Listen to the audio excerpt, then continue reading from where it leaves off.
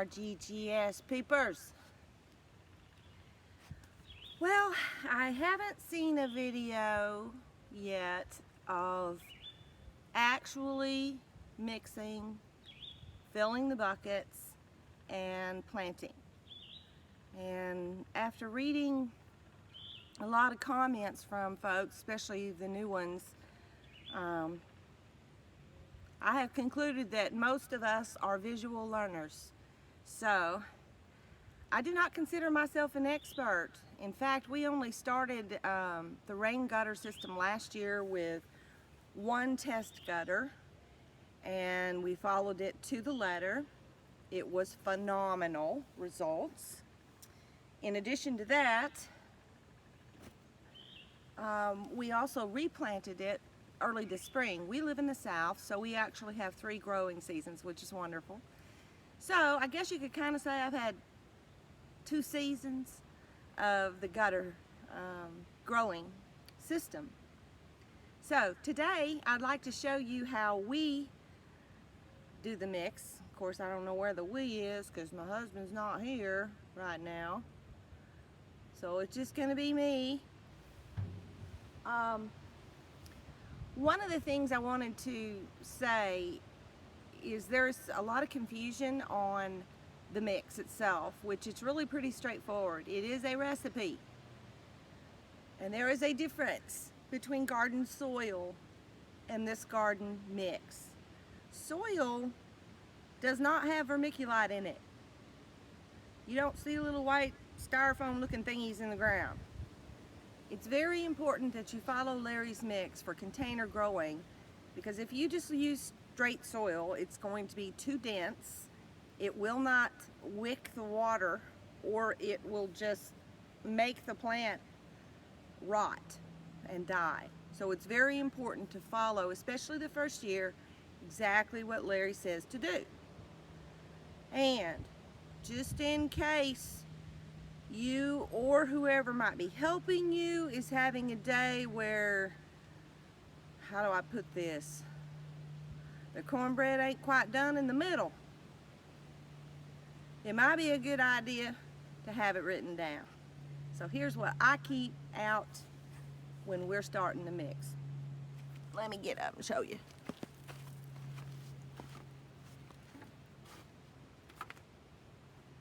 I have it copied in a plastic, and I will include a copy of this in the comment section in case you want to just print it off yourself. But I keep it here, and it's instructions on the actual mix, and it's instructions from Bud on how to fill the buckets. So here we go. Step 1, you get a 5-gallon pail of peat moss.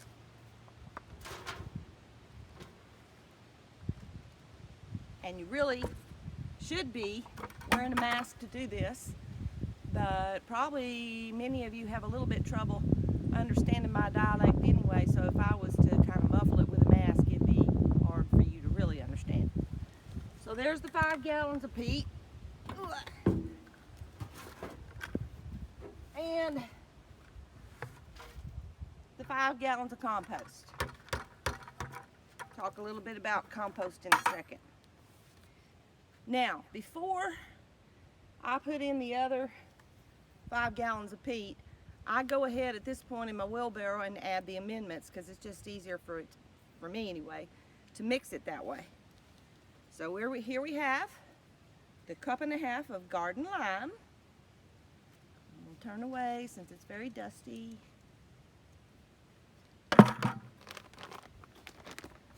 And we have Epsom salt. It's supposed to be a handful, but I kind of have small hands. I figure Larry's hands are bigger than mine, so I do it that way. And now the perlite. He said a coffee can, large coffee can. This is the largest coffee can I found. But it's supposed to be about 12 cups, and I know that's not 12 cups. So Add a little bit more.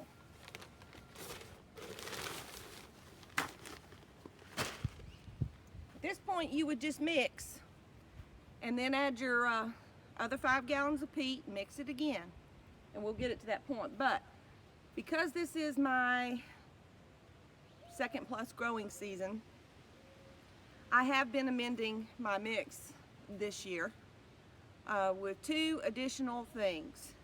I have some worm castings.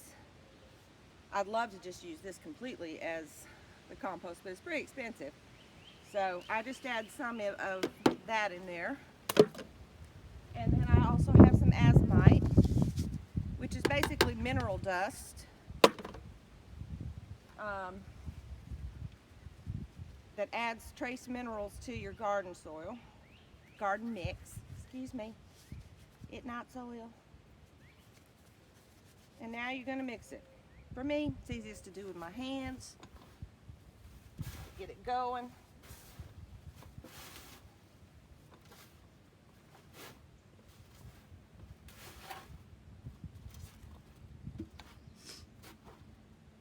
If my husband were here, he'd be doing this mix part.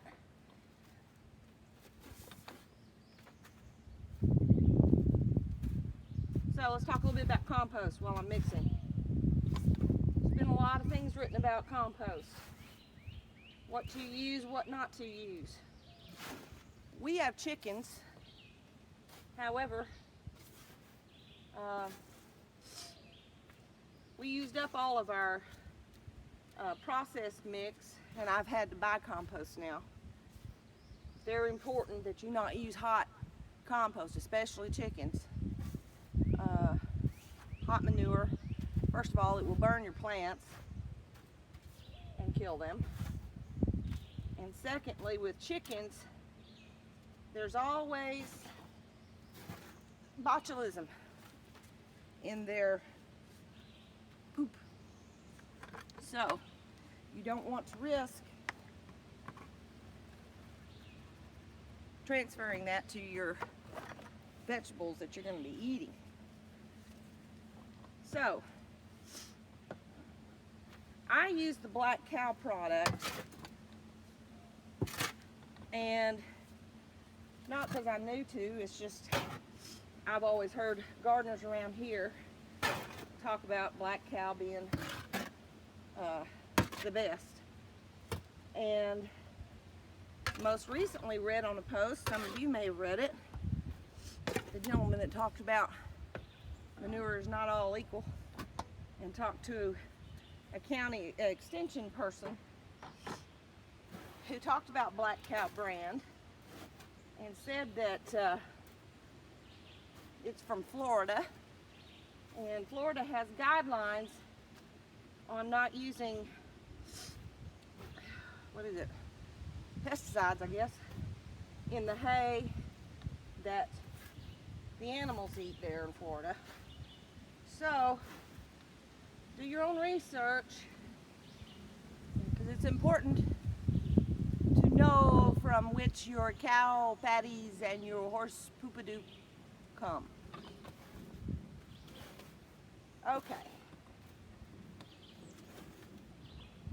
Got it mixed. Next step, I have a bucket. Has water in it. It rained last night. And I'm going to put several of my little wannabe shovel scoops in the bucket.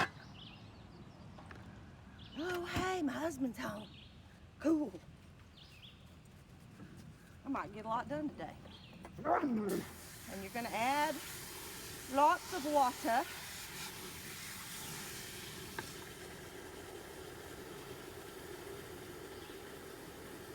Until it is a sloppy, wet, soupy mix. Reminds me when I was little, I used to make mud pies. Yum.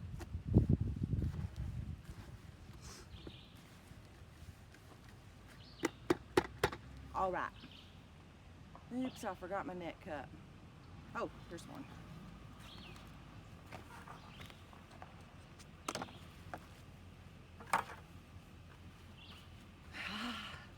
Next step, you have a net cup.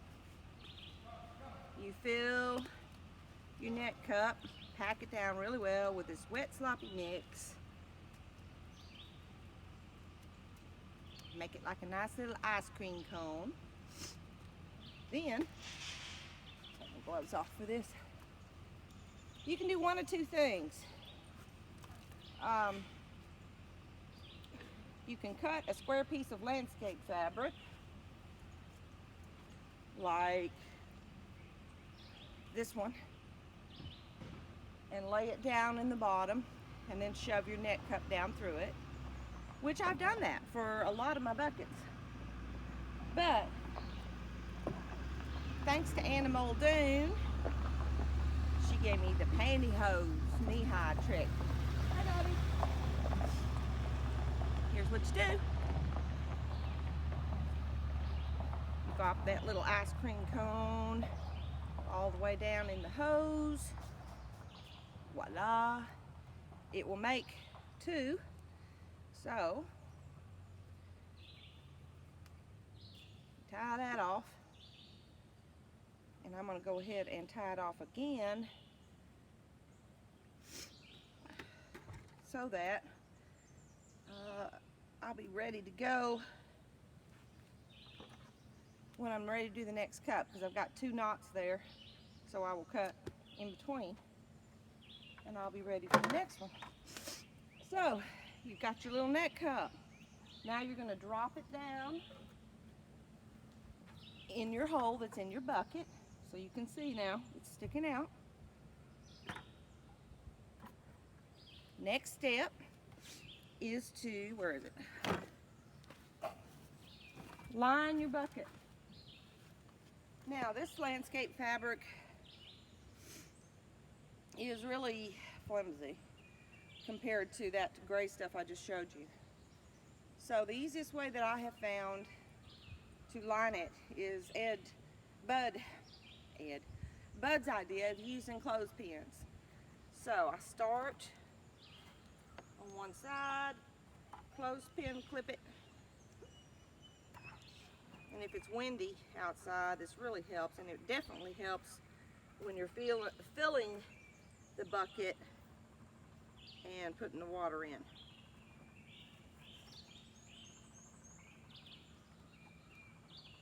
And usually I'll do about 3 at a time, or 4, because one set of mix fills about 3+ buckets.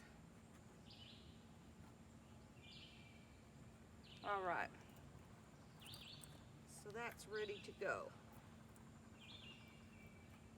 Next step, you're going to take this sloppy mix and you're going to plop 1 inch or 2 down in the bottom. That helps hold the bottom of your landscape liner in, and it's also going to help start the wicking process. And then I'm going to take my handy dandy little baby shovel, wannabe shovel, and I'm going to fill up the bucket about 1/3 of the way. And add water.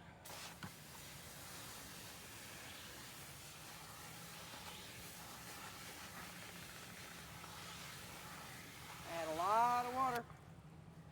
And I can see that it's starting to run out the weep holes. When we drill our buckets, I say we, I can't do it, Randy does it. We not only do the net cut, but we add some perimeter drain holes.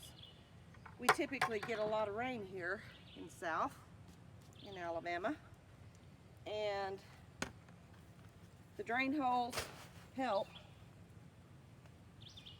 to keep it not too saturated. Now we're going to continue doing what we're doing. Round 2 to where it's 2/3 full. Water again.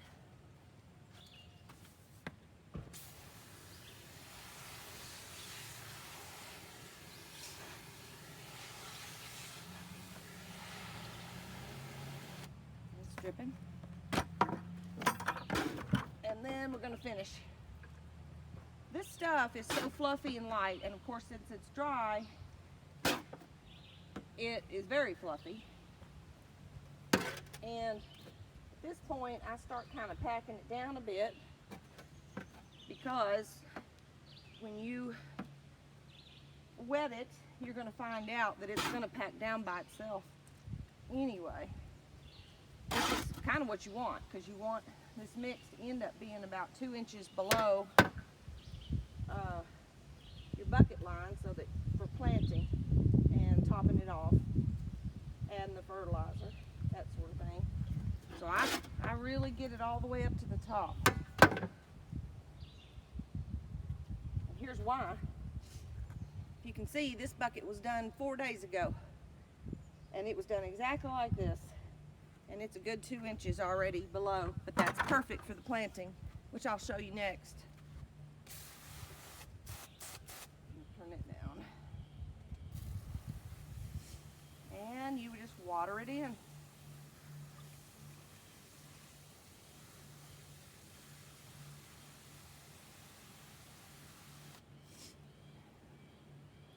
Bud says to water it in until you see it coming out the net cup. I can't see it coming out the net cup, but I can see it when it's coming out my drain holes.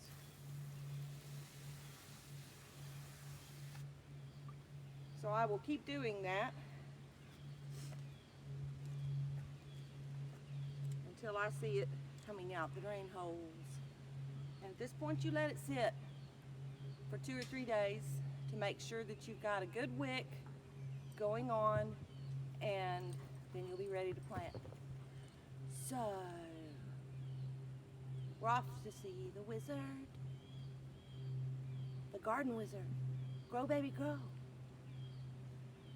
Follow the recipe plan. Follow the recipe plan. Follow the recipe plan. Bye.